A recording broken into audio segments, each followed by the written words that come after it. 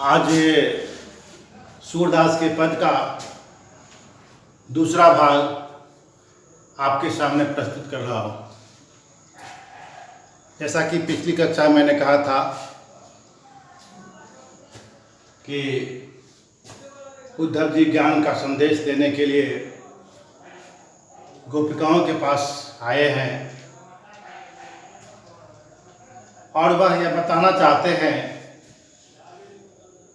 कि अगर तुम भक्ति पाना चाहती हो तो योग के माध्यम से भक्ति प्राप्त करो। गोपिकाएं इस बात को मानने के लिए कदापि भी तैयार नहीं है, क्योंकि वे कृष्ण के परम भक्तिन हैं, साकार ब्रह्म को मानने वाली हैं। इसलिए उन पर उद्धव के ज्ञान का कोई भी प्रभाव नहीं पड़ता है। इस क्रम को आगे बढ़ाते हुए गोपिकाएं उद्धव से कहती है, उद्धव जी, आपने जो ज्ञान का संदेश लाया है वह मेरे लिए ग्राह्य नहीं है। आप अपने ज्ञान का संदेश वापस ले जाइए। जिसने आपको सीख लाकर भेजा है, यह ज्ञान का संदेश उन्हीं को समर्पित कर दीजिए। यहाँ गोपिकाएं अपने अंतर्मन की व्यथा कथा को अपनी सहेलियों में बांटती हैं और कहती है, सखी, मन की मन ही मौज रही। क्या कहें, मन की बात तो मन में ही रहेगी। सोचा था क्या, हो गया क्या। सो मन की व्यथा कथा सुनने वाला कौन है, इसलिए मन की बात मन में ही रह गई है। कहिए जाय कौन पे उधो नाही प्रत कही। हे उद्धव जी, हम अपनी व्यथा कथा किससे कहें? जो हम कहना चाहती थी, जिसे कहना चाहती थी, वह तो आया नहीं। इसलिए मन की बात मन में ही रह गई है। किससे कहे? अवधि आधार आ सावन की। यह अवधि आधार आ सावन में अनुप्रास अलंकार की छटा है। अवधि आधार आ सावन, अ की पुनरावृत्ति के कारण अनुप्रास अलंकार। अवधि आधार गोपिकाएं उद्धव से कहती है कि कन्हैया ने जो हमें अवधि का आधार दिया था, समय सीमा निर्धारित की थी कि हमें यूं गया यूं चला आया, वह तो बीत गया। और तन मन बिथा दही, तन मन में विरह की अग्नि प्रज्वलित हो रही है। इसलिए वह अग्नि हमें जलाए डालना चाहती है। सो उद्धव जी, कृपा करके आप कन्हैया से यह संदेश कह देंगे कि उन्होंने जो गोपिकाओं को अवधि की सीमा दी थी, समय सीमा का निर्धारण किया था, वह तो कब का बीत गया, फिर भी क्यों नहीं आए? अब इन जो संदेशन सुनी सुनी, तिस पर से आपका यह योग संदेश सुन सुन कर, यहाँ ध्यान देंगे, सुनी सुनी में पुनरुक्ति प्रकाश अलंकार है। पुनरुक्ति प्रकाश अलंकार जैसा कि आप जानते हैं उसका लक्षण है, जब कविता की पंक्ति में कोई एक शब्द दोबारा आए, एक साथ आए और उन शब्दों का एक ही अर्थ हो, तो वह पुनरुक्ति अलंकार होता है, पुनरुक्ति प्रकाश अलंकार होता है।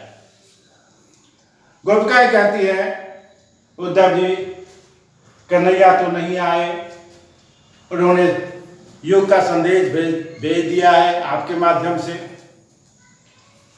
सो आपके योग का संदेश सुन सुनकर मैं विरह से जली जा रही हूं। विरह व्यथा चरम सीमा पर है, इसलिए चाहत हुती गुहार तितहिते उतते धाड़ बही। मैंने जिससे अपेक्षा की थी, मुझे जिससे आशा थी, वही निराश कर चला गया। अब मैं किससे उम्मीद करूं?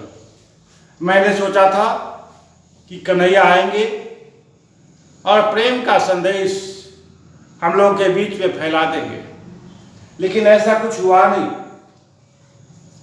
उल्टे आपको भेजकर हमारे विरह व्यथा को रोने और भी बढ़ा दिया है। सूरदास और धीर धरे क्यों मर्यादा न लही। सूरदास की गोपिकाएं कहती है, अब धैर्य नहीं रहा, अब धैर्य जवाब दे गया है। और अपने कन्हैया से जाकर कहना, यह मर्यादा की बात नहीं है, यह अच्छी बात नहीं है। क्या अच्छी बात नहीं है? जो कह के गया उसका पालन नहीं किया, यही मर्यादा हनन की बात गोपिकाएं कह रही है। मर्यादा क्या है? सामान्य दृष्टि से आप यह देखते हैं कि कुछ लोग कहते कुछ है, करते कुछ है। गोपिकाएं यही आरोप लगा रही है। उन्होंने कहा कुछ और किया कुछ, यह अच्छी बात नहीं है, यह मर्यादा की बात नहीं है। अच्छे लोग ऐसा नहीं किया करते। इसलिए उद्धव जी अपने मित्र से जाकर कहेंगे, यह अच्छी बात नहीं है। उन्होंने जो कुछ मेरे साथ किया वह एक मर्यादाशील पुरुषोत्तम को शोभा नहीं देती है। इसलिए उन्हें जाकर कहेंगे कि अपने प्रण का निर्वाह करेंगे। आपने देखा दूसरे पद्यांश में गोपिकाओं की विरह व्यथा को दर्शाया गया है। ये गोपिकाएं उद्धव जी को संदेश देती है कि आपके ज्ञान का प्रभाव हमारे ऊपर पड़ने वाला नहीं है। हम तो कन्हैया को सब दिन से चाहती रही हैं और आगे भी चाहती रहेंगे। पूरे पद्यांश में कई जगह अलंकारों का प्रयोग किया गया है। रस के दृष्टिकोण से इसमें व्यूह श्रृंगार का सुंदर उदाहरण मिलता है। अब आगे देखेंगे तीसरा पाठ अर्थात तीसरा पैर, जिसमें गोपिकाएं उद्धव से कहती है, हे उद्धव जी, आपके मित्र जो है उन्हें आप जाकर कहेंगे कि गोपिकाएं आपकी राह जो रही हैं। तीसरे पद्यांश में गोपिकाएं अपनी सहेली अर्थात गोपिका से दूसरी गोपिका से कहती है, हमारी हरी हारिल की लकड़ी। हारिल की लकड़ी, हारिल एक पक्षी का नाम है। उसकी विशेषता होती है कि वह अपने पंजों में एक लकड़ी लेकर उड़ता है। उसे ऐसा आभास होता है कि जब तक लकड़ी नहीं रहेगी हम उड़ नहीं पाएंगे। गोपिकाओं को ऐसा लगता है कि कृष्ण के बिना हम रह नहीं सकते, जी नहीं सकती। इसलिए गोपिकाएं कृष्ण को हारिल की लकड़ी कहती है। मन कर्म वचन नंद नंदन उड़। हे उद्धव जी, हमने कन्हैया को मन से, वचन से और कर्म से अर्थात मनसा वाचा कर्मणा प्रेम किया है। ऐसा वैसा प्रेम नहीं। प्रेम की जितनी शर्तें होती है मन से, वचन से और कर्म से, तीनों से हमने प्रेम किया है। यह दृढ़ कड़ी पकड़ी, मन से पकड़ रखा है, तन से पकड़ रखा है और वचन से पकड़ रखा है। अर्थात हमने कन्हैया के प्रति अपना स्नेह प्रदर्शित किया है और वह सच्चा स्नेह है, कोई झूठा और फरेब स्नेह नहीं। और कन्हैया के बिना हमारी क्या दशा है उसके बारे में गोपिकाएं उद्धव जी से कहती है। जागत सोवत स्वप्न दिवस निशि, मैं जागते समय अर्थात जब भी जगी रहती हूँ कन्हैया को ही स्मरण करती हूँ। सोते समय भी प्रेम की पराकाष्ठा जब होती है तो यह दशा होती है। जागते समय, सोते समय, स्वप्न लेते समय अर्थात स्वप्न में भी, दिवस दिन में, निशि रात्रि में, अर्थात जागते समय, सोते समय, स्वप्न देखते समय, दिन हो या रात हो, क्या करती हूँ? कान कान जकड़ी, काना काना करके उन्हें स्मरण करती हूँ। अर्थात कान्हा के बिना गोपिकाओं को एक क्षण भी शांति नहीं है। विरह व्यथा से व्यथित गोपिकाएं अपने मन की दशा का चित्रण करती हुई उद्धव के सामने कहती हैं, सुनत जोग लागत है ऐसो। आपने देखा होगा कांड कांड में पुनरुक्ति प्रकाश अलंकार है, कान्हा कान्हा। पुनरुक्ति प्रकाश के अलंकार का लक्षण मैंने बताया कि एक शब्द दोबारा आवे और उसका एक ही अर्थ हो और उसमें बीच में हाइफन होता है, यही उसकी पहचान है। फिर गोपिकाएं आगे कहती है, सुनत जोग लागत है ऐसो, ज्यों कड़ुई ककड़ी। ज्यों कड़ुई, ज्यों में यहां उपमा अलंकार है। उपमा का क्या लक्षण है? सादृश्य वस्तु प्रतिपादन को उपमा अलंकार कहते हैं। दो समान वस्तुओं की परस्पर तुलना करना गुण के आधार पर उपमा अलंकार कहलाता है। गोपिकाएं कहती है, सुनत जोग लागत है ऐसो। हे उद्धव जी, जो प्रेम की पुजारिन है उनके सामने तुम योग की बात करते हो, और यह योग का संदेश ऐसा लगता है जैसे कड़वी ककड़ी हो। कड़वी ककड़ी कोई खाता नहीं, उसे फेंक देता है, मुंह में पड़ जाए तो थूक देता है। गोपिकाएं कहती है कि आपका योग संदेश उस कड़वी ककड़ी के समान है जो लोग ग्राह्य नहीं करते। सुनत जोग लागत है ऐसो, ज्यों कड़वी ककड़ी। आपका योग संदेश ऐसा लगता है जैसे कड़वी ककड़ी। सूतो व्याधि हमको ले आए, देखी सुनी न करे। हे उद्धव जी, आपने मेरे सामने ऐसी व्याधि की चर्चा की है जिसके बारे में कभी हमने आज तक सुना नहीं। व्याधि दो प्रकार की होती है, आदि और व्याधि। आदि होती है मानसिक बीमारी और व्याधि होती है शारीरिक बीमारी। मेंटल टेंशन, मानसिक बीमारी आदि कहलाती है, और व्याधि होती है शारीरिक वजह से बुखार लग जाना, शरीर में किसी प्रकार का कष्ट हो जाना, ये व्याधि है। गोपिकाएं कहती है, सू तो व्याधि हमको ले आए, देखी सुनी न। ये कौन सी बीमारी आप ले आए? इस बीमारी का नाम क्या है? आज तक हमने सुना नहीं, कभी देखा नहीं। इसलिए उद्धव जी,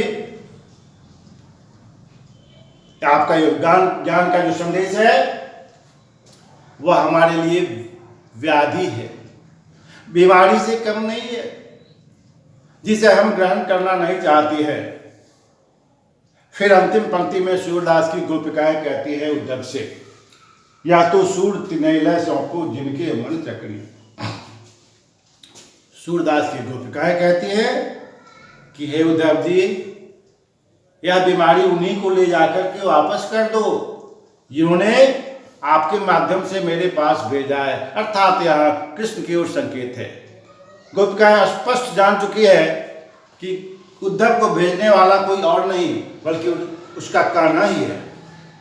इसलिए गोपिकाएं कहती है उद्धव से कि यह उन्हीं के पास ले जाओ जिन्होंने तुम्हें मेरे पास भेजा है, अर्थात उनका यह योग संदेश हमें ग्राह्य नहीं है।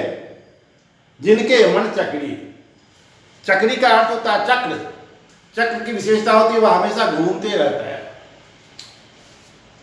मतलब गोपिकाएं उद्धव से कहती है जिनका मन अस्थिर है, चक्र के समान घूमते रहता है, उन्हीं के पास योग संदेश ले जाओ, क्योंकि मेरा मन चक्र के समान घूमता नहीं है। मेरा मन तो एकाग्र रूप से कन्हैया का चिंतन करता है, और मैं तो केवल सगुण मार्ग की उपासिका हूं, निर्गुण की नहीं हूं।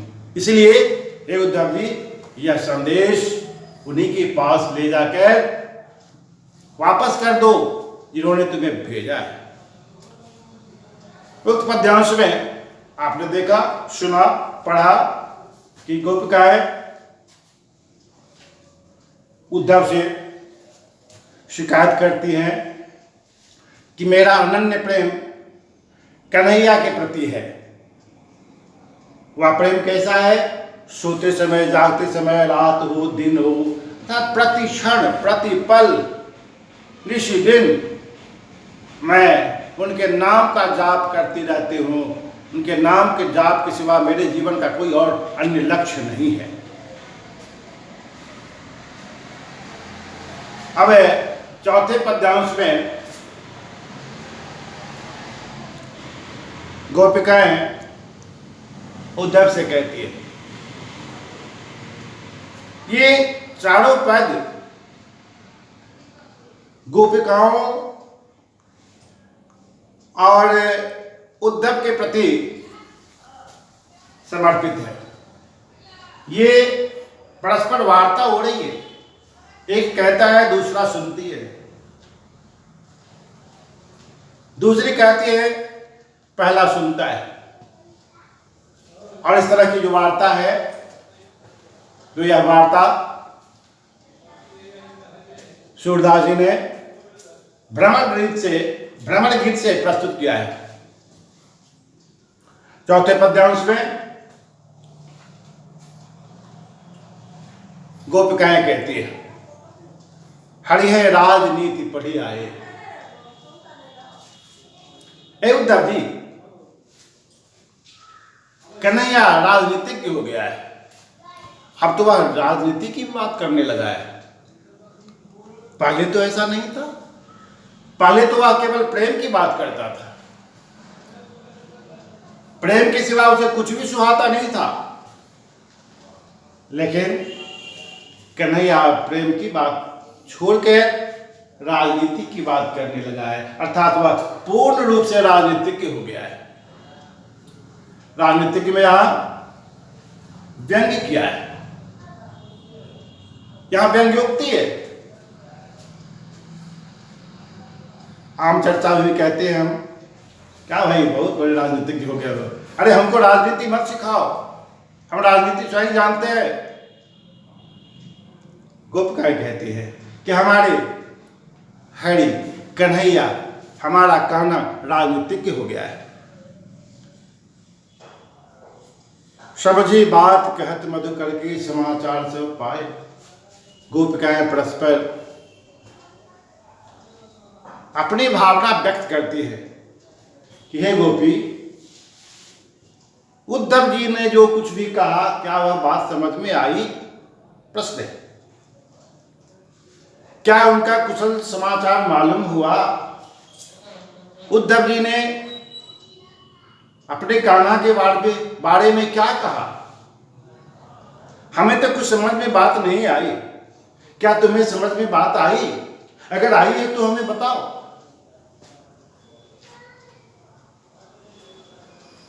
यह प्रश्न शैली में पूछना कि कन्हैया का जो मित्र है वह उद्धव ने जो कुछ भी बातें कही हैं वो हमारी समझ में नहीं आई, सीधी बात कही। फिर आगे कहती है, एक अति चतुर होते पहले ही अब गुरु ग्रंथ पढ़ाए। एक तो कन्हैया पहले से बहुत चालाक था, बहुत चतुर था, छलिया था। अब वह गुरु बन गया है, अब गुरु की भूमिका में है, हमें संदेश देना चाहता है, हमें ज्ञान का संदेश देने के लिए उद्धव जी को भेजा है। बड़ी बुद्धि जानी जो उनको योग संदेश पठाए। यह उनके बुद्धि की बलिहारी है कि उन्होंने योग का संदेश हमारे पास भेजा है, उनके बुद्धि की बलिहारी है। तथापि बड़े बुद्धिमान समझने लगे हैं अपने को। बुधो भले लोग आगे के पढ़ित डोलत धाये। गोपिकाएं उद्धव से कहती है कि उद्धव जी, इससे तो अच्छे पहले के लोग थे जो दूसरों के हित के लिए आगे आगे दौड़ते थे, आगे आगे हो लेते थे। दूसरों की सहायता में ही वे अपनी संतुष्टि मानते थे। मतलब कन्हैया ने वैसा कुछ भी नहीं किया, वो तो कष्ट देकर चला गया। उधो भले लोग आगे के, आगे का मतलब पीछे के, पिछले लोग, हमारे पूर्वज लोग पढ़हित डोलत धाये, दूसरों के हित के लिए वह दौड़ लगा देते, अपनी जान की बाजी लगा देते थे। हमारे इतिहास में कई ऐसे महापुरुषों की चर्चा है जिन्होंने पढ़हित सुखाए अपने जीवन को बलिदान कर दिया है। कई ऐसी ऐतिहासिक घटनाएं हैं। अब अपने मन फेर पाए चल जू हुते चुराए। अब कन्हैया ने अपना मन फेर लिया है। पहले तो प्रेम का पाठ पढ़ाया, अब अपना मन फेर कर योग का संदेश भेज दिया है। चलत जो हुते चुराए। उद्धव जी कन्हैया से कह देना कि मेरा मन जो वह चुरा कर ले गए थे उसे वापस कर दे। आप देखते हैं सामान्य सी घटना होती है, बच्चों में जब विवाद हो जाता है तो एक दूसरे को दिया हुआ खिलौना या कोई सामान वापस लेने का हट कर देता है। लो भाई मेरा सामान दे दो, तुम अपना सामान ले लो। ठीक उसी तरह गोपिकाएं कहती है कि कन्हैया मेरा मन जो तुमने ले लिया था, मेरा मन वापस कर दो। मेरा मन जैसा था उसी रूप में मुझे वापस कर दो। चलत जो होते चुराए, अर्थात जाते समय जो मन चुरा कर ले गए थे वह मन मुझे वापस कर दे। गोपिकाओं का यह मंतव्य ध्यातव्य है। ते क्यों अनीति करें आप मुझे और अनीति छुड़ाए। त्यों क्यों अनीति करें जो आपुन जे और अनीति छुड़ाए। जो कन्हैया पहले अनीति करने वालों को दंड देता था, संकेत है कि बड़े बड़े राक्षसों का संहार किया, बड़े बड़े दुष्टों को किनारे लगाया, बड़े का उद्धार किया। जो अन्याय को बर्दाश्त नहीं करता था, जो अन्यायियों को दंडित करता था, आज वही अनीति करने पर तुला हुआ है। ये और अनीति छुड़ाए। जो अनीति, दूसरों को अनीति करते हुए ब्रजवासियों को मुक्ति दिलाता था, आज वही अनीति करने पर उतारू हो गया है। यह उचित बात नहीं है, यह अच्छी बात नहीं है। जाके कन्हैया से कह देना राजधर्म तो यह शूर जो प्रजा न जाय सताए। सूरदास की गोपिकाएं कहती है उद्धव से, यह राजनीति अच्छी नहीं है, यह राजधर्म नहीं है। राजधर्म क्या होता है? अब राजधर्म के बारे में थोड़ा इससे हटकर जान ले। राजधर्म, तुलसीदास जी ने राजधर्म के बारे में बताया है कि मुखिया का क्या कर्तव्य होना चाहिए, राजा का क्या कर्तव्य होना चाहिए। मुखिया का कर्तव्य होना चाहिए कि वह घर के सभी सदस्यों का समान रूप से पालन करे। मुखिया को मुख्य के रूप में प्रस्तुत करते हुए तुलसीदास जी ने मानस में इसकी चर्चा की है। मुखिया मुख जो चाहिए खान पान कहे एक, पाले पोसे सकल अंग तुलसी सहित विवेक। शरीर का मुखिया है। ऐसे भी घर का कोई मुखिया होता है, कोई अभिभावक होता है जो पूरे घर का संचालन करता है। मुख खाता स्वयं है, लेकिन वह समान रूप से सभी अंगों का पालन विवेक पूर्वक करता है। विवेक शब्द का प्रयोग किया गया है। विवेक कहते हैं विशेष ज्ञान को। विशेष ज्ञान क्या होता है, आता कहां से है वह? तो तुलसीदास ने लिखा, बिनु सत्संग विवेक न होई। बिना सत्संग से विवेक नहीं होता है। राम कृपा सो सुलम न तेहि। और वह विवेक आता क्या? जब तक ईश्वरीय कृपा नहीं होती है, राम की कृपा नहीं होती है, विवेक नहीं आता है। और जब विवेक आता है तो आदमी ईमानदार होता है और सम्यक रूप से घर का मुखिया के रूप में उसका पालन करता है। मुखिया मुख सो चाहिए कान पान कहे एक, पाले पोसे सकल अंग तुलसी सहित विवेक। दूसरी तरफ राजा का क्या धर्म होना चाहिए? जैसा कि गोपिकाओं ने चर्चा की है, राजधर्म की बात की है। राजा तक का क्या धर्म होता है, तुलसीदास जी ने इसको और स्पष्ट किया है। बरसत हर्षत लोग सब करसत लखै न कोय, तुलसी प्रजा सुहागते भूप भानु सम होय। वर्षा बरसती है। वर्षा होती कैसे? ज्ञान कहता है कि वाष्पीकरण जब होता है तो वह वाष्पकण आकाश मंडल में जाकर और फिर बादल के रूप में परिणत होकर पूरी धरती पर वर्षा के रूप में वह प्रकट हो जाती है। वर्षा जब बरसती है तो हर कोई देखता है, लेकिन जब वाष्पीकरण होता है तो कोई नहीं देखता है। बादल जब जल के रूप में बरसता है तो सब कोई देखता है। वाष्पीकरण होता है तो कोई नहीं देखता है। तो बरसत हर्षत लोग सब करसत लखै न कोय।